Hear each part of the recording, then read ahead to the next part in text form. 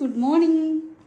நேற்றுக்கு ஒரு சிஸ்டர் எனக்கு கமெண்ட் பண்ணியிருந்தாங்க, உங்கள் வீட்டு சோஃபா ரொம்பவே ராசியான சோஃபா ஏன்னு கேட்டாச்சுன்னா, ஃபஸ்ட்டு கண்மணி பாப்பா உடம்பு சரியில்லாத போது இந்த இடத்துல தான் நீங்கள் வச்சு சேஃபாக பாதுகாத்துக்கிட்டீங்க.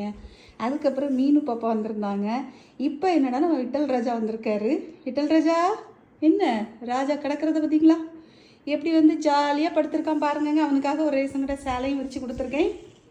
ஏம்மா என்ன மேலே குட்டை இப்போ வர்றதே கிடையாதுங்க. ஏன் தெரியுமா, மேலே அவனை அப்படி வச்சுட்டு வந்துடுவோம், தனியாக வச்சுட்டு வந்துடுவோம் அப்படின்னு சொல்லிட்டு ஃபுல்லுமே இங்கே தான் படுத்திருக்கான். விட்டலோட வாழை பாருங்கங்க, கண்டிப்பாக அது சொல்லி இருக்கணும். பார்த்தீங்களா, டிஃப்ரெண்ட்டாக இருக்குது, குச்சி குச்சியாக இல்லாமல். இங்கே பார்த்தீங்களா, விட்டல் விட்டலா கண்மணியா? இது நிறைய பேர் இது விட்டலா கண்மணியான்னு கேட்குறீங்க. இது விட்டல் தாங்க. விட்டலுக்கு கலர் லைட்டாக ஒரு ஆஃப் ஒயிட் மாதிரி இருக்குது, கண்மணி பியூர் ஒயிட்டு. அடுத்தனம்மா நம்ம விட்டல் தானே.